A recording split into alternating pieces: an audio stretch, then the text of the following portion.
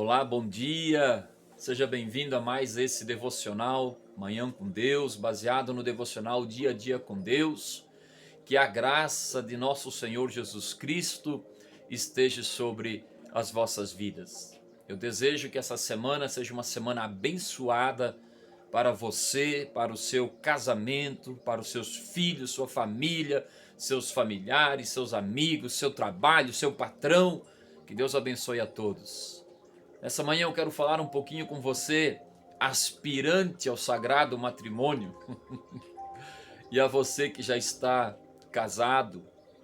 Como é bom ser casado, como é gostoso ser casado. Eu tenho 20 anos de casado e tenho sido muito abençoado. Muitas lutas, muitas dificuldades, muitos dias difíceis, muitas lágrimas, mas também muitas vitórias, muitos dias gloriosos, muitas felicidades. Não me arrependo um dia sequer. Um dia sequer eu não me arrependo de ter casado. Amo a minha esposa, cheia de qualidades, de virtudes, mas também com falhas e defeitos. Amo a minha esposa. Tenho aprendido a admirar a cada dia suas qualidades. Tenho aprendido a admirar a cada dia aquilo que ela tem de bom, aquilo que ela tem contribuído para o nosso relacionamento. E isso é maravilhoso. Poder enxergar as qualidades no nosso sócio conjugal. O texto de hoje diz o seguinte: disse mais o Senhor Deus: não é bom que o homem esteja só, far-lhe-ei uma auxiliadora que lhe seja idônea. Veja, o texto não usa a palavra ajudante, nem a palavra empregada, escrava, mas auxiliadora. Isso é apropriada, própria para ele. O homem precisa de uma auxiliadora. O homem precisa de uma companheira. Vocês têm uma vida inteira para apreciar um ao outro. Veja, apreciar, não depreciar. Apreciar um ao outro. Não desperdicem um dia sequer. Muitos casais fracassam porque não conseguem valorizar ou enxergar as qualidades. Suas mentes estão focadas apenas na questão dos defeitos, das falhas do cônjuge, do seu sócio conjugal. Não conseguem perceber as qualidades, as coisas que um faz para o outro. Quando o casal é novo ou quando está na fase do namoro, eles tentam agir de uma forma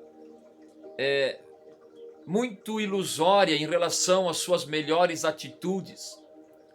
Muitas vezes, lá na fase do namoro, a educação é extrema, a gentileza, a cortesia, mas no fundo, muitas vezes, são atitudes ilusórias. Porque quando casam, não vem junto só as qualidades, não vem junto só aquilo que é bom, aquilo que é agradável, vem as falhas, vem os defeitos, vem os costumes diferentes, e tudo isso precisa ser ajustado no casamento. Então, aos que aspiram o casamento, vale a pena analisar, pesquisar e se fazer algumas perguntas. Interessante, como se comporta ele ou ela diante de situações adversas, situações difíceis? Que espécie de pessoa é a família dele ou dela? De que família eles vêm? Como ele ou ela trata sua própria mãe? Isso é importante. Quais são as atitudes dela com os serviços domésticos? Também é importante. Sem considerar a beleza e os atrativos físicos, quais as qualidades que contribuem para que essa seja uma boa pessoa? A Bíblia sugere, entre outras, algumas opções a serem observadas, e isso serve tanto para os que aspiram o sagrado matrimônio, como para os que já estão casados. Primeiro, a ela diz: deve ela estar capacitada a levar sua parte dos fardos da vida.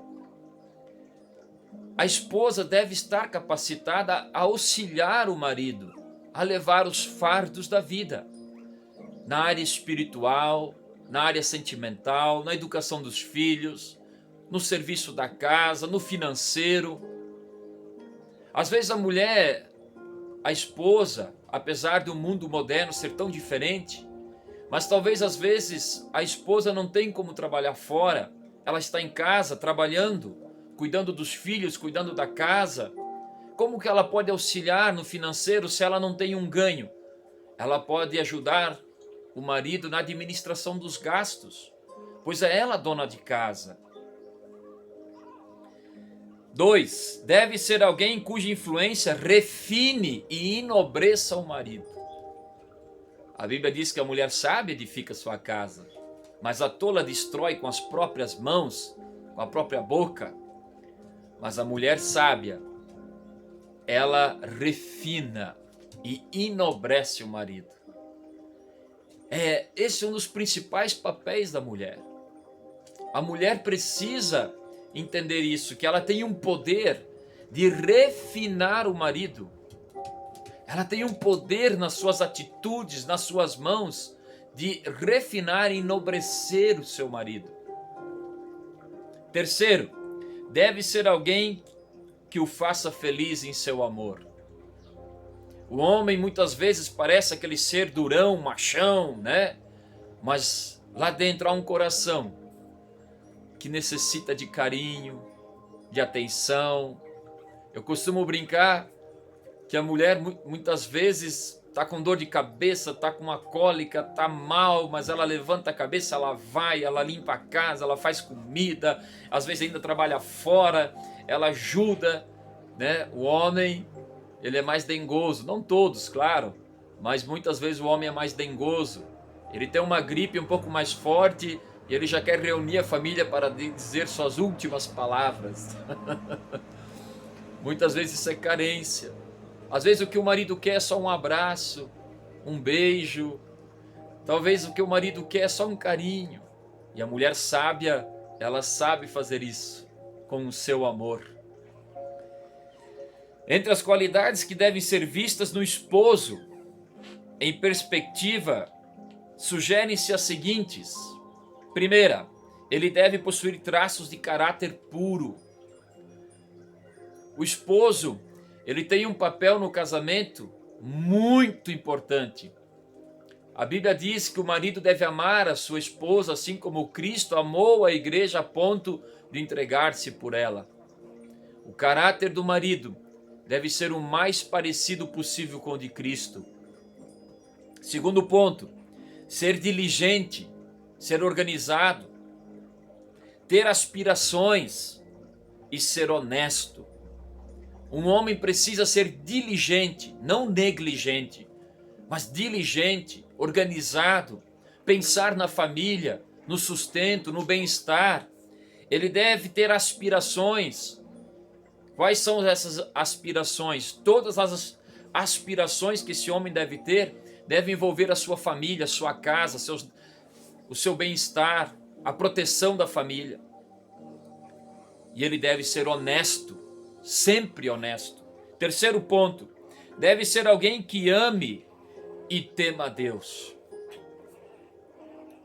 Talvez uma das melhores salvaguardas contra um casamento infeliz seja de ficar em vós mesmos ou em nós mesmos, com o auxílio de Deus, a espécie de caráter que nós desejamos que o nosso cônjuge tenha. Nós devemos ter esse caráter, desenvolver em nós o caráter que esperamos do nosso cônjuge. Os semelhantes se atraem. Alguém já dizia, os espíritos se atraem. Você pode ver que o fofoqueiro sempre vai encontrar outro fofoqueiro. O mentiroso sempre vai encontrar outro mentiroso. Os semelhantes se atraem. Os espíritos se atraem. E para conquistar alguém que possua ideais elevados, deve a pessoa possuir ela própria os mesmos elevados ideais. As qualidades mencionadas pela palavra de Deus devem permitir que depois de 6 anos ou 60 anos, o casal ainda possa exclamar: estamos muito felizes. Disse mais o Senhor Deus: não é bom que o homem esteja só, far-lhe-ei uma auxiliadora que lhe seja idônea. Gênesis 2:18. O que acha uma esposa, acha o bem e alcançou a benevolência do Senhor. Provérbios 18:22. A casa e os bens vêm como herança dos pais, mas do Senhor a esposa prudente. Provérbios 19:14. Não obstante, vós cada um dê por si também ame a própria esposa como a si mesmo, e a esposa respeite o marido. Efésios 5:33. Maridos, amai vossa esposa e não trateis com amargura. Colossenses 3:19. Oremos. Ó Deus eterno, tu instituístes a família, e como é bom saber que o Senhor capacita homens e mulheres para cooperar com o teu propósito, para viverem unidos até que a morte os separe, num relacionamento de obediência ao vínculo matrimonial, entendendo que este vínculo é realizado pelo próprio Deus e, portanto, é um vínculo indissolúvel. Num mundo de tantas controvérsias, pedimos a tua bênção sobre os casamentos. Ó Deus, abençoe os casamentos. Livra-os de toda rebeldia contra o que tu estabeleceste. Abençoe-os em nome de Jesus. Amém. Pensamento para o dia. Um bom casamento é aquele em que cada um designa o outro como protetor de sua solitude. Deus abençoe teu casamento. Deus abençoe tua família. Que o Espírito Santo te dê sabedoria. Seja um homem sábio, com traços de caráter puro. Lute, sustente tua família. Seja uma mulher sábia que edifica a sua casa. Tenha uma ótima semana. Deus vos abençoe grandemente. Em nome de Jesus, um abraço e até o próximo devocional. Deus abençoe.